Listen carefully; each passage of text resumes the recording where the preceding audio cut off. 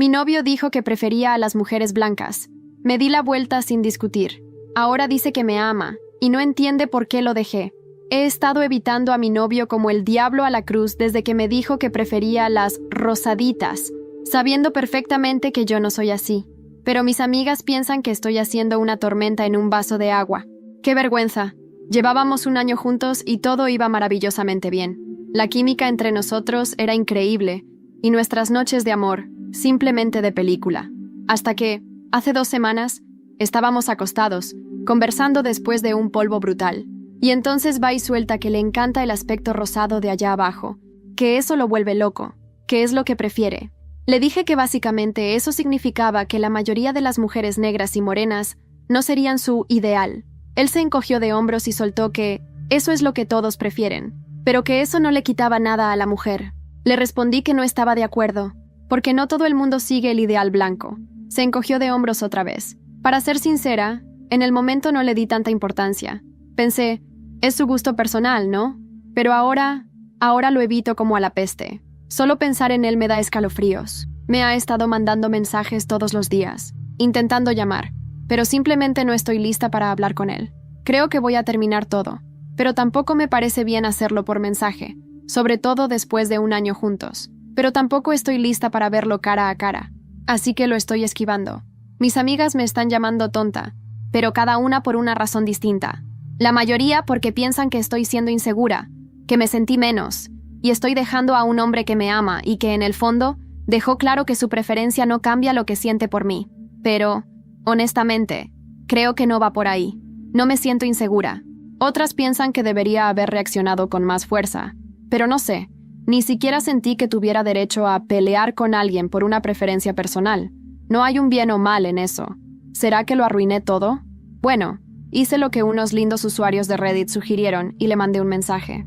Me respondió diciendo que quería verme, que al menos quería entender qué había pasado, si había hecho algo para molestarme. Así que simplemente le contesté, creo que deberíamos ver a otras personas. 1 hora después, respondió diciendo que quería venir a hablar.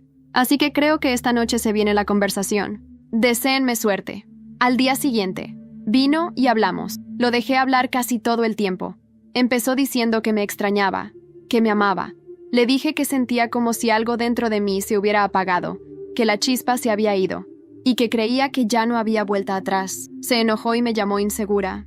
Dijo que eso no era lo que había querido decir, que esas cosas no importaban en el gran esquema de las cosas. Dijo que yo era la mejor persona con la que había estado, no solo en la cama, sino de verdad. Le respondí que no me reconozco como insegura, simplemente perdí la atracción, y que, sinceramente, era mejor terminar antes de empezar a perder el tiempo. Él, no es como si solo yo pensara así, todo el mundo lo piensa. Yo, ¿pensar qué? Él, no sé, pregúntale a cualquiera. El que diga lo contrario, miente. Yo, ¿preguntar a quién? Él, a mis amigos. Todos ellos prefieren mujeres blancas. Yo, ¿ves? Estás siendo idiota otra vez, llamándome insegura. Él, pero te amo. Eso no importa. Yo, no importa, de verdad. Pero al mismo tiempo tampoco se puede controlar la falta de atracción. Y yo ya no tengo ganas. Se le notaba destrozado. Dijo, queríamos darte una oportunidad, pero siempre eres tan dramática. Después te quejas de que preferimos a las blancas. Relájate, sé más divertida. Yo, pero acabas de decir que eso no importa. Él se quedó callado. Luego dijo, no lo quise decir así, pero tienes que relajarte. Te amo, eres el mejor sexo que he tenido. La conversación se volvió incómodamente silenciosa. Entonces dijo que se iba y me pidió que no tomara ninguna decisión apresurada. Después mandó un mensaje diciendo que no era así como quería que termináramos y me pidió que lo pensara antes de darle una respuesta. Yo le respondí que estaba segura de que ya se había acabado. Me llamó demasiado sensible. Y vi que se quedó escribiendo una respuesta por un buen rato. Antes de que dijera alguna estupidez, escribí. Antes de que digas cualquier tontería en caliente, no vale la pena caer tan bajo. Prefiero terminar bien. La burbujita de escritura desapareció. No volvió a contestar. Me mandó un último mensaje. No puedo creer que te estoy perdiendo por esto. Te amo. Pero no le respondí. Y no lo voy a hacer. No puedo explicar exactamente cómo me sentí aquella noche cuando cerré la puerta detrás de Marcos. Era como si una parte de mí, una que había creído en cuentos de hadas y amores incondicionales, se hubiera apagado para siempre. Me quedé sola en el salón de mi pequeño piso en el centro de Granada, abrazando mis propias rodillas, sintiendo que el aire era demasiado pesado para respirar. Durante días ignoré sus llamadas, sus mensajes llenos de disculpas vacías y de excusas torpes. Mis amigas, las de toda la vida, aquellas en las que confiaba como si fueran hermanas, no tardaron en mostrar su verdadera cara. «Isa, estás exagerando. No seas tan susceptible. ¿Vas a tirar un año de relación por una tontería?» Cada palabra, cada juicio, era como una puñalada lenta que iba desgarrándome por dentro. A veces me preguntaba si de verdad estaba exagerando, si tal vez el amor debía ser ciego ante esos pequeños defectos. Pero cada vez que cerraba los ojos, escuchaba de nuevo la voz de Marcos, diciendo con ese tonito despreocupado que todas las mujeres preferibles eran blancas, rosadas, como si fuera lo más natural del mundo. Como si yo, con mi piel morena heredada de generaciones de mujeres fuertes de Andalucía, fuera un simple accidente que había tolerado. Una noche, mientras intentaba distraerme rebuscando entre cajas viejas que aún no había deshecho desde mi última mudanza, encontré algo que cambiaría todo. Era una carta, amarillenta por los años, escrita con la letra firme de mi abuela Carmen. Decía que si alguna vez me sentía perdida, debía buscar la dirección de una casa en Ronda, un pequeño pueblo mágico colgado de acantilados. «Esa casa es tu refugio y tu herencia», terminaba la carta. Me quedé helada. Nunca nadie en la familia me había hablado de ninguna propiedad en Ronda. Decidí buscar en internet y efectivamente ahí estaba. Y una vieja pensión llamada El Mirador de las Almas, cerrada desde hacía más de 20 años. Era mía. Sin pensarlo demasiado, empaqué lo esencial en una maleta y al amanecer siguiente, conduje hasta Ronda. El trayecto fue largo, pero la ansiedad de empezar algo nuevo era más fuerte que el cansancio. Cuando llegué, la visión casi me hizo llorar. La pensión estaba en ruinas, las ventanas astilladas, la pintura desconchada, los jardines consumidos por las malas hierbas. Pero había algo más, algo que no podía explicar. Un susurro de memorias antiguas que me acogía, como si la casa misma hubiera estado esperándome. Pasé esa primera noche durmiendo en un colchón inflable, en uno de los cuartos menos deteriorados. No podía evitar preguntarme qué historias habrían vivido esas paredes, qué secretos guardaban. Mientras el viento golpeaba suavemente las contraventanas, sentí que no estaba sola, no de una manera siniestra, sino más bien como si las mujeres de mi linaje estuvieran allí, velando por mí. Al día siguiente empecé a limpiar. Cada mueble que sacudía, cada tablón que reparaba, era como una forma de reconstruirme a mí misma también. Pronto hice amistad con algunos vecinos curiosos: Mercedes, la señora de la tienda de ultramarinos, Paco, el cartero que parecía saber la vida de todos. Me trataban con una mezcla de simpatía y cautela, pero no me importaba. Estaba empezando de nuevo. Una tarde, mientras arreglaba el desván, encontré una caja escondida bajo unas tablas sueltas del suelo. Dentro había viejas fotografías, recortes de periódico y un pequeño diario de tapas de cuero desgastado. El diario de mi abuela. Con manos temblorosas lo abrí. Lo que leí me dejó sin aliento. Mi abuela había sido más que una mujer fuerte. Había luchado contra prejuicios. Había amado en secreto. Había perdido y ganado todo con una dignidad feroz. Cada página era un grito de resistencia y un testimonio de que la sangre que corría por mis venas era la de una guerrera. Cerré el diario con cuidado, como si guardara un tesoro, y en ese instante supe que no solo iba a restaurar el Mirador de las Almas, iba a restaurarme a mí misma, iba a honrar su legado. Mientras bajaba del desván, sucia y cansada pero llena de una extraña felicidad, mi móvil vibró. Era un mensaje de Elena, una de las amigas que me había criticado. ¿Sabías que Marcos viene a Ronda este fin de semana? Dice que quiere hablar contigo. Me quedé congelada. Una mezcla de ira y determinación burbujeó dentro de mí, y por primera vez en mucho tiempo, sonreí. El viernes llegó más rápido de lo que pensaba. El pueblo, normalmente tan tranquilo, parecía tener una energía distinta. En el aire se respiraba algo que no sabía si era expectación o advertencia. No podía quitarme de la cabeza el mensaje de Elena. ¿Qué demonios hacía Marcos viniendo a Ronda? ¿Qué pretendía? Decidí no darle más vueltas. Si venía buscando redención o algún tipo de perdón milagroso, se iba a llevar una decepción monumental. Esa Isa sumisa y comprensiva que una vez existió, se había quedado en Granada. Pasé la mañana pintando las paredes de la recepción de la pensión. Cada brochazo blanco cubría no solo la suciedad, sino también las heridas invisibles que llevaba dentro. Estaba en plena faena cuando escuché el motor de un coche aparcar frente al edificio. Me asomé por la ventana. Era Marcos, y no venía solo. Allí estaba, bajándose de su reluciente Audi negro, junto a 3 de mis antiguas amigas: Elena, Laura y Carmen reían como si fueran protagonistas de un anuncio de perfume, ajenas al daño que habían causado. Sentí una punzada de rabia atravesarme el pecho, pero me obligué a respirar hondo. No iba a darles ese poder. No esta vez. El timbre de la puerta sonó poco después. Caminé con paso lento hasta la entrada. Cuando abrí, Marcos sonrió, ese tipo de sonrisa arrogante que siempre usaba cuando quería salirse con la suya. «Isa, estás preciosa», dijo, como si sus palabras pudieran borrar todo el dolor que había sembrado. Elena, a su lado, soltó una risita nerviosa. «No venimos a molestarte, de verdad», añadió. «Solo pensamos que podríamos tomarnos algo, recordar viejos tiempos». Observé sus rostros, sus gestos ensayados, la incomodidad disfrazada de cortesía. No era una visita inocente. Estaban aquí porque habían oído rumores de que mi pensión podía convertirse en algo grande, porque, en el fondo, les dolía que yo hubiera renacido sin ellos. «No tengo nada que recordar con vosotros», respondí, sin levantar la voz. Marcos frunció el ceño. «Isa, vamos, sé que estás dolida, pero esto no tiene que ser así». Di un paso hacia afuera, cerrando la puerta detrás de mí para dejar claro que no entrarían. «Así como Marcos, conmigo tragándome tus prejuicios para hacerte la vida más cómoda, rodeada de amigas que me apuñalan a la mínima oportunidad». Sus mejillas enrojecieron. Laura cruzó los brazos, incómoda. Carmen desvió la mirada. «¿Qué quieres que hagamos?», preguntó Elena, su voz cargada de fastidio. «¿Arrodillarnos y pedirte perdón?». Sonreí, saboreando la ironía. No quiero nada de vosotros». Hubo un silencio pesado. Marcos intentó tocarme el brazo, pero retrocedí. «Me da igual lo que hagáis o dejéis de hacer. Mi vida no depende ya de vuestra validación. Pero os advierto, si venís aquí a crear problemas, encontraréis más fuerza de la que imagináis». No esperé respuesta. Me giré y volví a entrar, cerrando la puerta de golpe. Mi corazón latía con fuerza, no de miedo, sino de pura adrenalina. Desde la ventana, los vi marcharse entre cuchicheos, miradas de desprecio disfrazadas de sonrisas. No podía evitar preguntarme qué planearían, porque los conocía demasiado bien. No iban a dejarlo estar. Y no me equivoqué. Esa misma noche, mientras revisaba las reservas de la pensión desde mi portátil, recibí un correo anónimo. No contenía palabras, solo una foto. La fachada de El Mirador de las Almas, pintarrajeada con insultos racistas. Solté el ratón con un escalofrío. Aquello ya no era solo desprecio pasivo.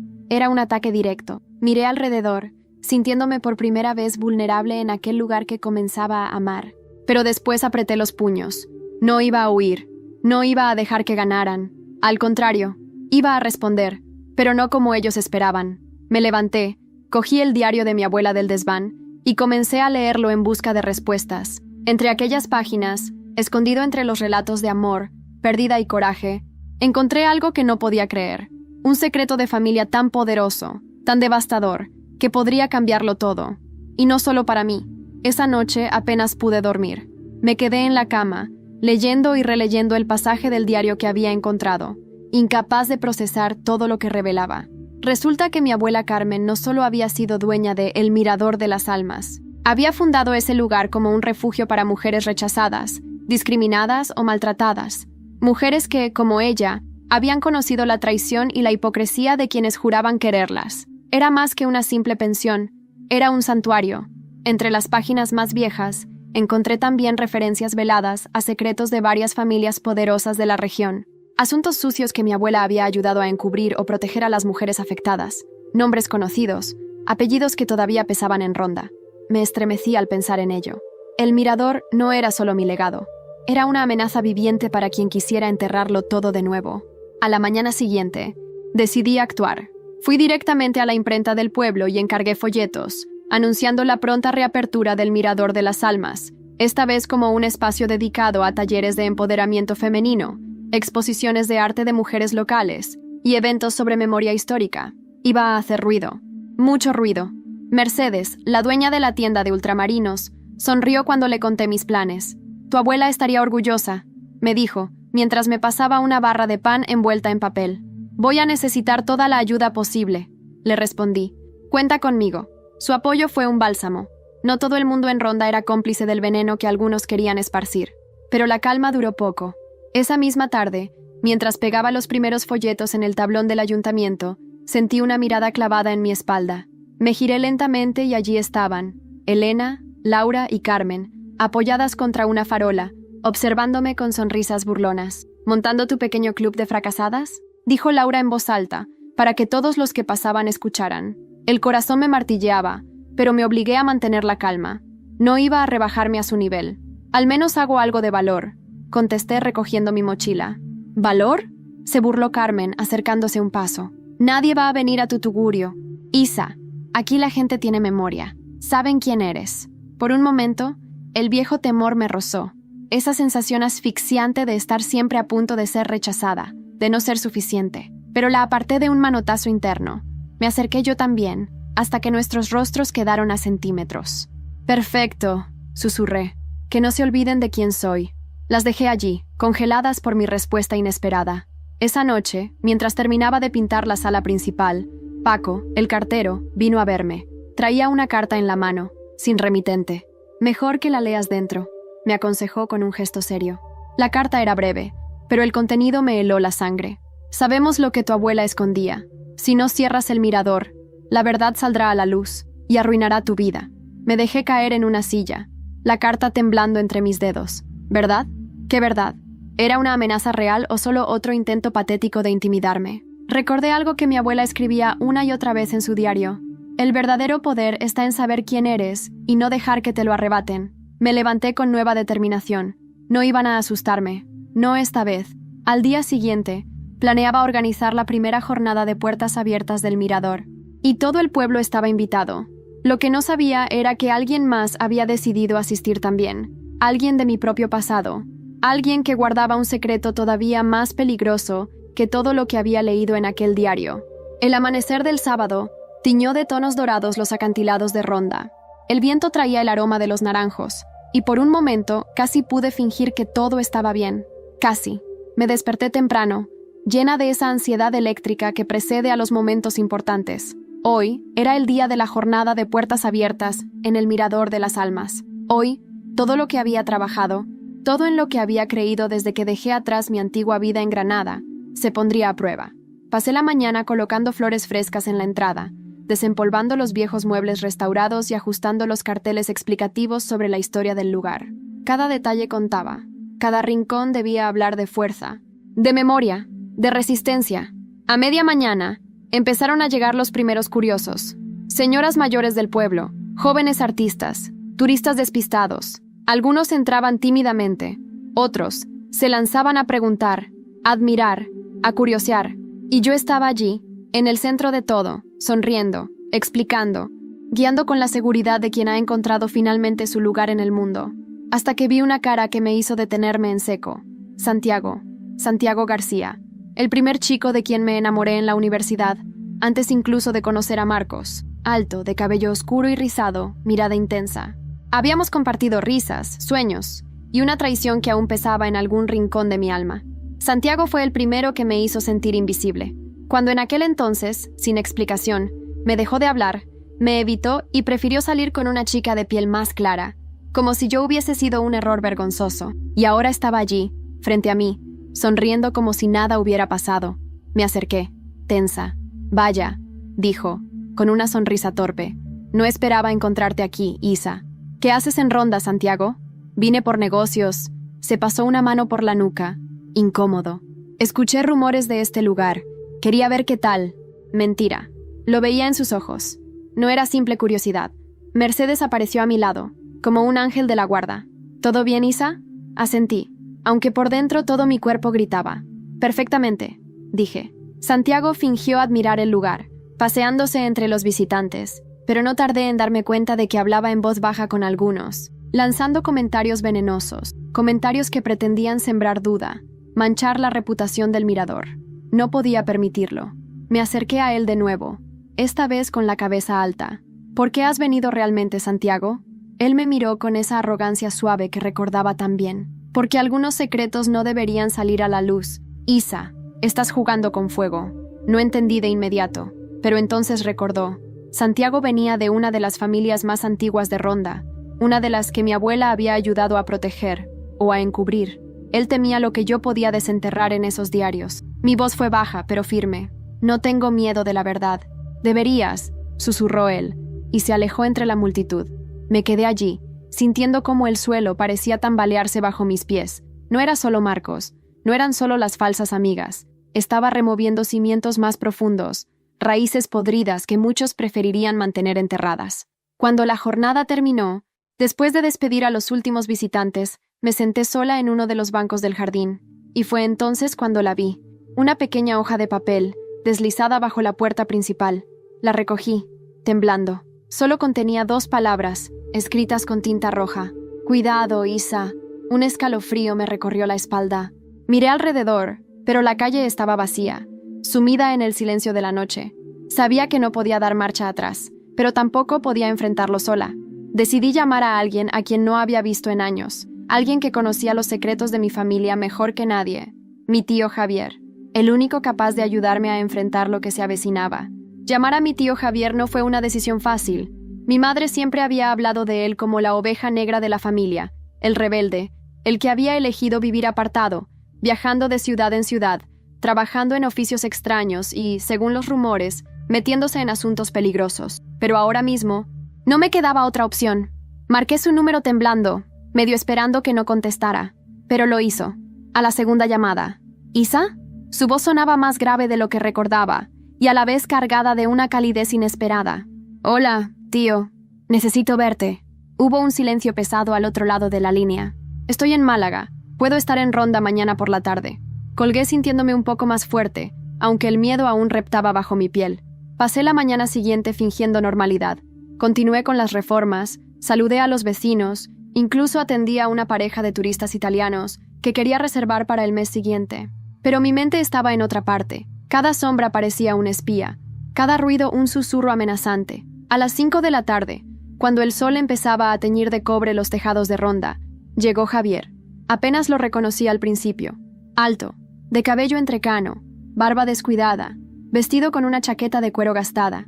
Pero sus ojos, los mismos ojos verdes que había visto en fotos antiguas, brillaban con una intensidad feroz. «Isa», dijo, abrazándome con fuerza, como si supiera que lo necesitaba más de lo que estaba dispuesta a admitir. Nos sentamos en la vieja cocina de la pensión, con una botella de vino abierta entre nosotros. Le conté todo. Marcos, las amenazas, Santiago, la nota deslizada bajo la puerta, y sobre todo, el contenido del diario de la abuela. Javier escuchó sin interrumpirme, asintiendo de vez en cuando, frunciendo el ceño en los momentos más duros. Cuando terminé, apoyó las manos sobre la mesa y me miró con seriedad. «No te lo dijeron porque querían protegerte», empezó. «Tu abuela no solo ayudó a mujeres vulnerables, también guardaba secretos, secretos que podían destruir familias enteras aquí, gente poderosa, gente que aún mueve hilos». «¿Qué tipo de secretos?», pregunté con un nudo en la garganta. Javier suspiró. «Abortos clandestinos, hijos ilegítimos ocultos, herencias manipuladas, historias que, si salieran a la luz, arruinarían carreras, reputaciones, fortunas». Me sentí mareada. «¿Y ahora? ¿Qué hago?». Él sonrió, una sonrisa triste y feroz a la vez. «Ahora decides si quieres pelear o dejar que te entierren como intentaron enterrar a Carmen». Sabía que la respuesta era obvia, pero oírlo en voz alta me dio una mezcla de vértigo y coraje. «Quiero pelear», dije con la voz firme. Javier asintió, como si hubiera estado esperando esas palabras. «Entonces prepárate, porque ellos tampoco van». Javier no era un hombre de rodeos. Esa misma noche, desplegamos sobre la vieja mesa del comedor todos los documentos que había encontrado, el diario de la abuela, las cartas, las fotografías escondidas. Cada prueba era como una chispa que, de encenderse, podría prender fuego a todo Ronda. Mientras leía con el ceño fruncido, Javier iba señalando nombres, conectando piezas que yo ni siquiera había considerado. «Aquí», dijo, golpeando suavemente una fotografía en blanco y negro. «Esta mujer es la madre de Santiago García. Su historia fue uno de los escándalos silenciados». «¿Qué pasó?», pregunté acercándome. «Cuando era joven, quedó embarazada de un hombre casado, un político influyente de Málaga. Fue tu abuela quien la ayudó a escapar del escándalo. A cambio, su familia juró lealtad a Carmen. Pero ya ves, la lealtad se olvida cuando el poder está en juego». Sentí una oleada de rabia recorrerme. No se trataba solo de mí, ni siquiera solo de mi abuela. Se trataba de generaciones de mujeres que habían sido silenciadas, usadas, descartadas. No podía permitir que su memoria fuera enterrada. Decidimos que había que actuar rápido.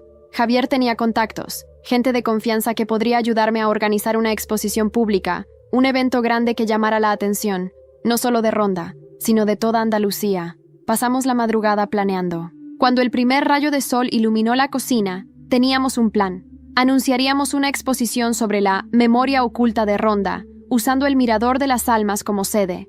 Exhibiríamos fotos, cartas y documentos, sin acusar directamente a nadie, pero dejando claro que los secretos estaban a punto de salir a la luz. Era arriesgado, pero la verdad, a veces, necesita un empujón. Esa mañana, publiqué la convocatoria en las redes sociales, en páginas de cultura y patrimonio. Incluso contacté a algunos periodistas locales. En cuestión de horas, la noticia empezó a circular. Y como era de esperarse, las reacciones no se hicieron esperar. Al principio fueron comentarios anónimos en las publicaciones. Deja el pasado en paz, solo buscas atención. Estás ensuciando el nombre de familias respetables. Luego vinieron los mensajes privados, amenazas veladas, advertencias. Y luego algo peor. Esa misma tarde, mientras Javier y yo revisábamos la logística del evento, alguien lanzó una piedra contra una de las ventanas de la pensión. El estruendo nos hizo saltar del susto. Corrí hacia la puerta, pero no vi a nadie, solo la calle vacía y la piedra rodando lentamente sobre los adoquines. Javier me agarró del brazo. «No salgas, eso es lo que quieren, provocarte». Volví adentro, temblando de ira contenida. «¿Hasta dónde van a llegar?». Javier apretó la mandíbula. «Hasta donde tú los dejes llegar». Su frase quedó resonando en mi mente. No pensaba dejar que me doblegaran. No después de todo lo que había descubierto. No después de todo lo que mi abuela había construido. Pasamos los siguientes días preparando el evento. Cada detalle era crucial. La música, la iluminación, la disposición de las fotografías. Quería que la historia hablara por sí sola, que cada visitante sintiera en la piel el peso de aquellas vidas silenciadas. La víspera de la inauguración, mientras colgábamos la última fotografía, una imagen en sepia de mi abuela, sonriendo frente a el mirador, recién inaugurado, sentí que algo en mí se alineaba, como si, por primera vez en mucho tiempo, estuviera exactamente donde debía estar. Pero justo cuando empezaba a respirar tranquila, mi móvil vibró sobre la mesa. Era un mensaje anónimo, una foto, de Javier, atado a una silla en un sótano oscuro, y una frase corta, brutal: «Cancela el evento o lo perderás para siempre». El móvil casi se me cayó de las manos. Sentí que el corazón me explotaba en el pecho. No había marcha atrás. Tenía que salvar a Javier. Tenía que salvar la verdad. Y esta vez no iba a ser misericordiosa. Durante un momento, todo mi cuerpo quedó paralizado. El móvil resbaló de mis dedos, golpeando el suelo de piedra con un sonido seco. Me agaché temblando para recogerlo, como si al tocarlo pudiera negar la evidencia de la imagen que acababa de ver. Pero no había error. Era Javier, atado a una silla en lo que parecía un sótano húmedo, iluminado solo por un haz de luz sucia y amarilla. No sabía cuánto tiempo me quedé allí, con la respiración cortada y la mente en blanco. Lo único que supe es que no podía llamar a la policía, no en Ronda, no cuando quienes controlaban todo podían fácilmente desviar las investigaciones o, peor aún, hacer desaparecer a Javier de verdad. Pensé rápido. Javier siempre me decía: «Confía solo en quien haya demostrado que sangraría por ti». Y en este pueblo, solo conocía a una persona así, Mercedes. Corrí hasta su tienda sin pensarlo 2 veces. Al entrar, ella me miró como si ya supiera que algo malo había pasado. «¿Qué ocurre, hija?», preguntó, dejando caer la caja de frutas que estaba acomodando. Le enseñé la foto sin decir una palabra. Su rostro se endureció de inmediato. «Sabía que no iban a jugar limpio», murmuró. «¿Sabes dónde puede estar?». Negué con la cabeza. Ella pensó un segundo. «Si es como creo, lo tienen en la vieja bodega de los García. Abandonada desde hace años, pero todavía usada. Para ciertos asuntos». Sentí un escalofrío. Esa familia otra vez. Santiago otra vez. «¿Cómo llegó allí?», pregunté, con la voz apenas un susurro. Mercedes me miró directamente a los ojos. «No irá sola». Se giró. Sacó de debajo del mostrador una linterna y un objeto pesado que no alcancé a ver bien. «Vamos».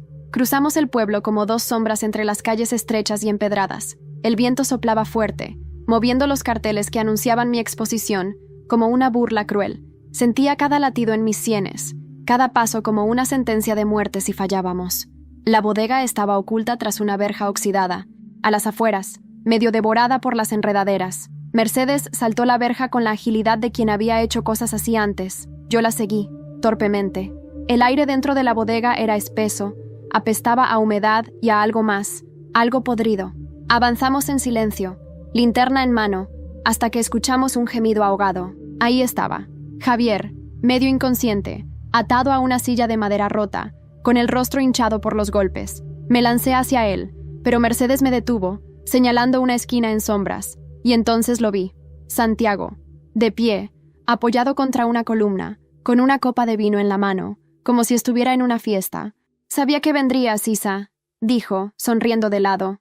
Sentí el estómago retorcerse. Había algo en su mirada, una frialdad que no había visto antes. No era simplemente despecho o rencor, era pura maldad. ¿Por qué? Logré preguntar, aunque mi garganta estaba seca. «Porque no entiendes tu lugar», dijo, como si fuera lo más lógico del mundo.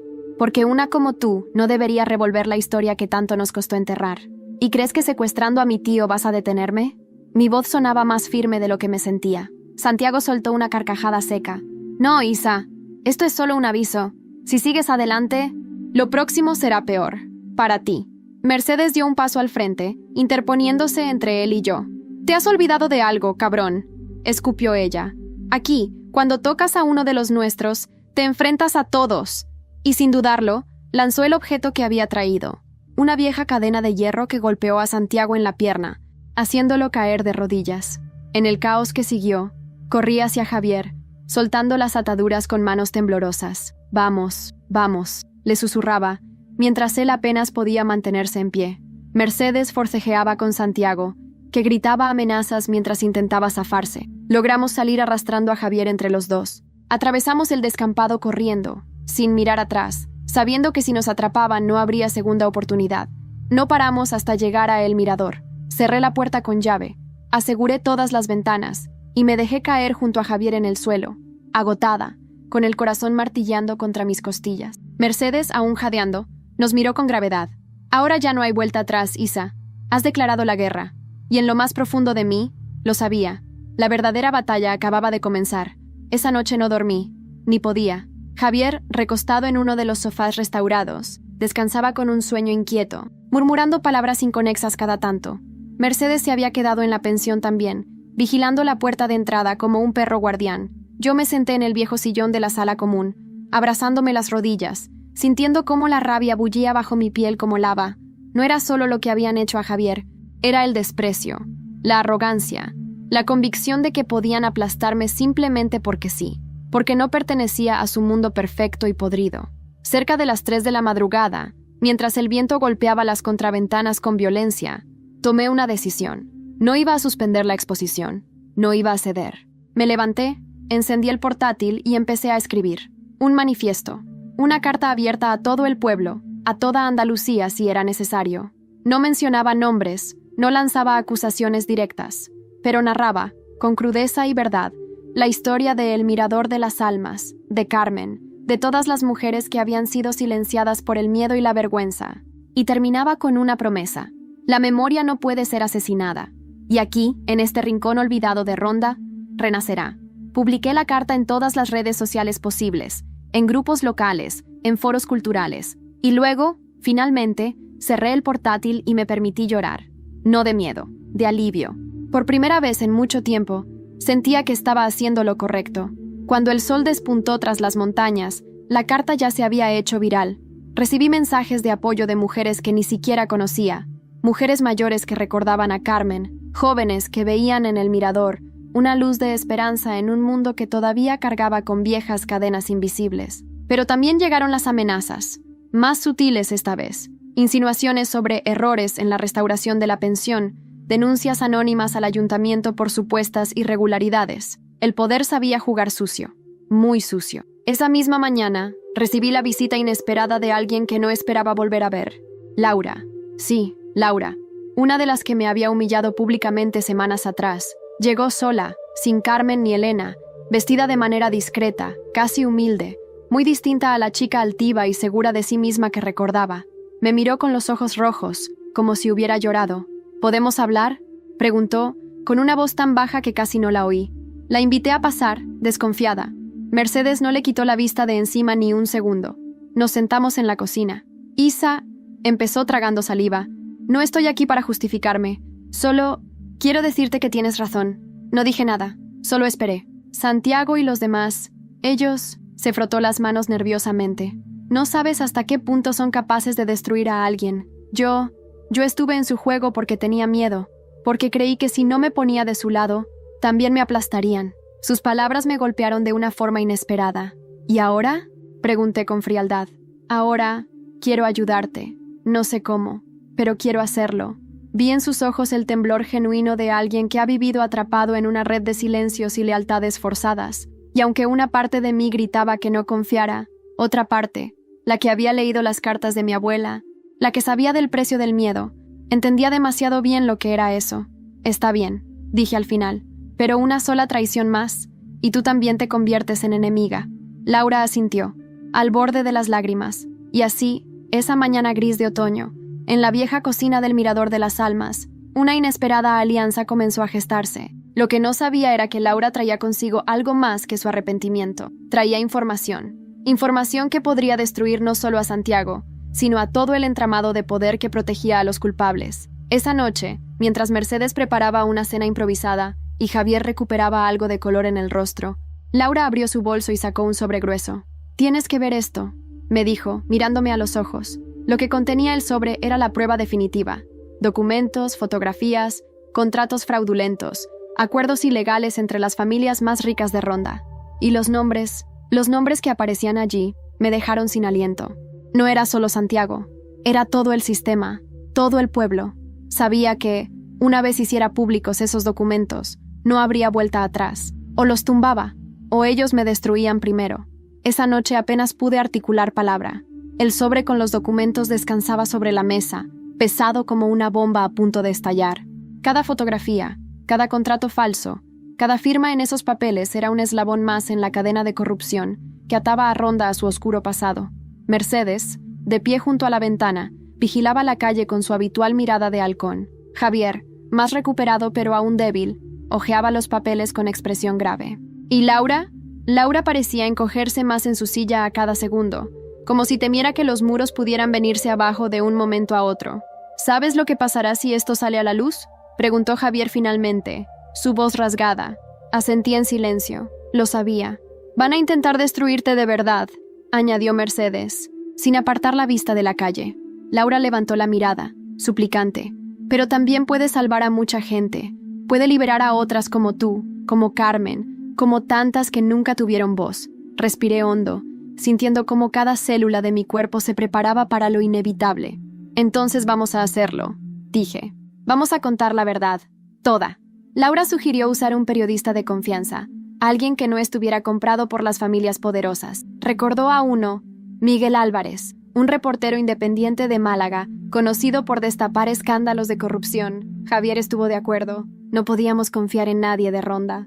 Esa misma noche enviamos copias digitales de toda la documentación a Miguel, usando un servidor seguro que Javier configuró.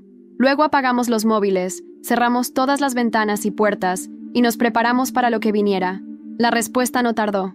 A la mañana siguiente, los periódicos locales ardían en furia. Carteles en las calles tachaban mi nombre como traidora, mentirosa, enemiga del pueblo. Algunos vecinos que antes me saludaban con simpatía ahora cruzaban la calle para no mirarme. Sentí el rechazo como un puñal, pero también sabía que era la señal de que había golpeado donde dolía. Y entonces llegó la represalia. Un coche negro sin matrícula apareció frente al mirador. Durante horas, no hizo nada. Solo estuvo allí, estacionado, como un recordatorio silencioso de que me vigilaban. Luego, por la noche, recibimos una amenaza más directa. Alguien rompió la valla trasera e intentó prender fuego a una de las habitaciones. Mercedes, rápida como un rayo, logró apagar las llamas antes de que el daño fuera irreparable. Llamamos a la policía, claro. Vinieron, tomaron notas, prometieron investigar, pero sabíamos que era teatro. No iba a pasar nada. La tensión era insoportable. Esa noche, encerrados en el salón principal, bajo las vigas de madera antiguas, Javier habló con voz baja pero firme. «Tienes que salir de aquí, Isa, al menos por un tiempo». Negué rotundamente. «No, este es mi hogar. Este es nuestro hogar». Mercedes apoyó su mano en mi hombro, con ternura y fuerza. «Entonces lucha desde aquí, pero sé más astuta que ellos. No enfrentes el fuego con fuego. Usa su propia podredumbre en su contra». Asentí. Estaba cansada de esconderme, de agachar la cabeza. Había llegado demasiado lejos para rendirme ahora. Y entonces, como si el destino quisiera darme un último empujón, recibí la llamada de Miguel. Su voz sonaba eléctrica de emoción. Isa, esto va mucho más allá de lo que pensábamos. Hay conexiones con políticos regionales, transferencias ilegales, incluso vínculos con tráfico de influencias. Vamos a publicar todo. ¿Cuándo?, pregunté, conteniendo el aliento. Mañana al amanecer. Colgué con el corazón desbocado. Mañana todo cambiaría. Para siempre. Nos sentamos juntos en el salón, en silencio, viendo cómo la noche devoraba poco a poco la última luz del día. Sabíamos que el amanecer traería algo más que un nuevo día. Traería el juicio final para todos los que alguna vez intentaron destruirnos, y para mí, traería la libertad, o la caída. El amanecer llegó cubierto de nubes grises, como si el propio cielo presintiera el caos que estaba a punto de desatarse. Me senté frente a la vieja ventana del mirador, viendo cómo la bruma se arrastraba por los tejados de Ronda como un presagio silencioso. A las 6 de la mañana, el primer artículo salió publicado. Miguel había hecho un trabajo brillante, un reportaje de investigación impecable, con documentos, testimonios y una narrativa tan cruda que no dejaba espacio para la duda. Lo peor de Ronda, sus secretos más sucios, estaba ahora expuesto ante todo el país. En menos de una hora, los teléfonos de los culpables no dejaban de sonar. La ciudad tembló. Los García, la familia de Santiago, fueron los primeros en caer. Registros fiscales fueron abiertos, propiedades embargadas, contratos públicos cancelados. Su nombre, antaño respetado, ahora era sinónimo de corrupción. Vi la noticia en la televisión del salón. Santiago esposado, escoltado por la Guardia Civil, bajando los escalones de su mansión con la cabeza agachada. No sentí placer, sentí justicia. Laura, sentada a mi lado, soltó un suspiro entre lágrimas. No sabía que se podía sentir esto, dijo. Liberación. Mercedes, siempre pragmática, nos sirvió café en silencio, como si fuera un ritual de despedida de una vieja vida. Marcos también cayó. No tardaron en salir a la luz sus negocios ilegales, sus vínculos con empresas fantasma, todo protegido durante años por amistades de apellido ilustre. Una semana después, supe que había intentado huir del país. Lo detuvieron en el aeropuerto de Sevilla. Elena y Carmen no se salvaron tampoco. Salieron a la luz sus participaciones en chantajes, extorsiones a compañeras de trabajo, fraudes menores, pero suficientes para arruinar su reputación para siempre. Ronda, ese pequeño y orgulloso pueblo, se convirtió en un hervidero de chismes, juicios rápidos, traiciones internas. Gente que alguna vez caminó con la cabeza en alto, ahora cruzaba las calles cabizbaja, temerosa de miradas y susurros. Yo me mantuve firme en el mirador. No celebré, no me vanaglorié. Solo seguí trabajando, reconstruyendo. Cada día recibía a más mujeres que venían no solo a hospedarse, sino a buscar un pedazo de dignidad, un refugio, un lugar donde no necesitaran pedir permiso para existir. Un mes después, inauguramos oficialmente el Centro Carmen de Memoria Viva, un espacio dedicado a las mujeres invisibles de la historia. La inauguración fue transmitida por canales nacionales. Nunca olvidaré ese día, los rostros emocionados, las lágrimas sinceras, los abrazos largos. En cuanto a Javier, su recuperación fue lenta pero constante. Recuperó algo más que la salud. Recuperó la conexión con su familia, conmigo. Se quedó en Ronda, ayudándome a administrar el centro, ofreciendo talleres de memoria histórica y derechos humanos. Mercedes, fiel como siempre, se convirtió en mi segunda sombra, guardiana y amiga. Nunca podré pagarle lo suficiente. Laura, tras testificar públicamente contra los García, decidió empezar de cero. Se fue a Valencia, donde estudió trabajo social, decidida a ayudar a otros como ella había sido ayudada. Seguimos en contacto. La vida le estaba devolviendo poco a poco lo que le había negado antes. Yo aprendí algo que ninguna venganza podía enseñarme. El verdadero triunfo no era ver caer a mis enemigos, era construir algo que sobreviviera a ellos. Era existir sin pedir disculpas. Era mirar cada amanecer desde el mirador de las almas y saber que, pase lo que pase, la memoria de las mujeres que lucharon antes que yo seguía viva, latiendo en cada piedra, en cada historia susurrada por el viento. Una tarde, mucho después, mientras el sol teñía los campos de oro y fuego, subí a la azotea del mirador con una copa de vino en la mano. Miré hacia el horizonte y sonreí, no porque hubiera ganado, sino porque, finalmente, era libre. Y ellos eran solo ecos lejanos de un mundo que ya no me pertenecía.